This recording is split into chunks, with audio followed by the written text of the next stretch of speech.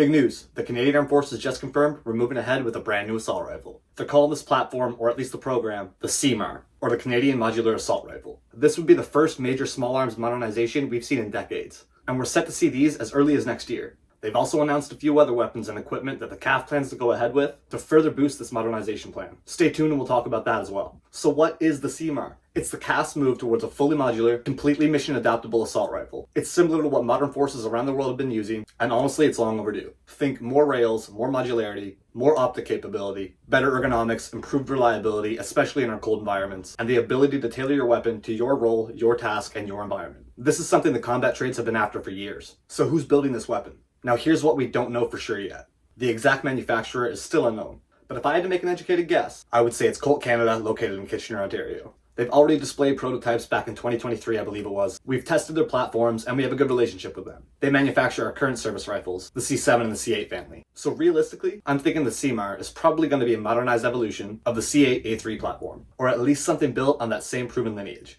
The CAF is aiming for a rifle that can be adapted to any mission. Arctic environment, overseas deployments, urban environments, peacekeeping. Specifically what I've heard is they want one variation equipped for the combat trades and one variation for a general service role.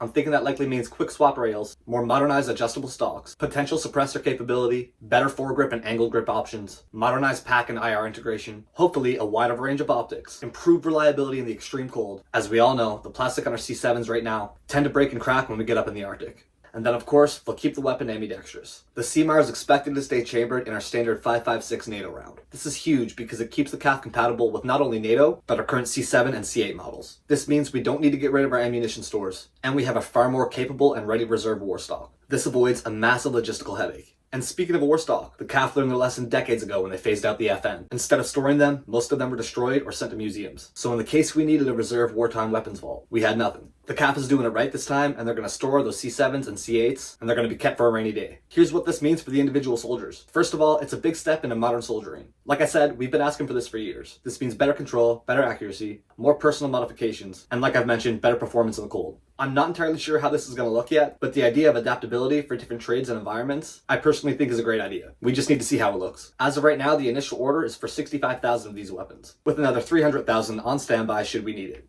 Here are my personal thoughts. Like I said, for me and a whole lot of others, this has been long overdue. The C7 service rifle and the C8 carbine are proven, reliable, accurate, and comfortable. But the world has moved into modular platforms, and it's time Canada did too. If it ends up being anything like the C8A3 style evolution, with full modular rails, upgraded internals, and better optic support, we're going to be in a good place. And these assault rifles aren't the only good news. The CAF is looking to purchase up to 26 HIMARS from the US. These are rocket systems proven in the war in Ukraine right now. They'd add a massive capability to the Canadian forces, and they can be strategically airlifted to virtually anywhere with our air capabilities. We've also been looking at drone capabilities. As we know, drones are the new terrifying modernization of the battlefield. No confirmation on what that looks like right now, but we know it's heavily being looked into. And finally, we're looking at getting some more BV-206 tracked carriers. These are perfect for the north. We've had these before, and we began phasing them out. And then with constant presses from China, Russia, into our north, we realized, hey, maybe not a great idea, and we actually need more of these. That's a huge step in our northern defense. So yeah, all in all, the HIMARS is coming. We may be getting some HIMARS, drones, BV-206s, and rain gear that actually stops the rain.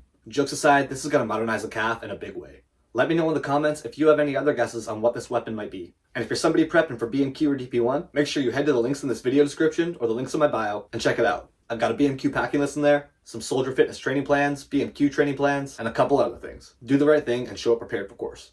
Thanks a lot for tagging along, guys. Be sure to subscribe for more CAF insights. I talk about BMQ, DP1, how to prepare, what to expect, CAF life in general, new updates, fitness, and more. I appreciate every one of you guys, and like always, catch you in the next one.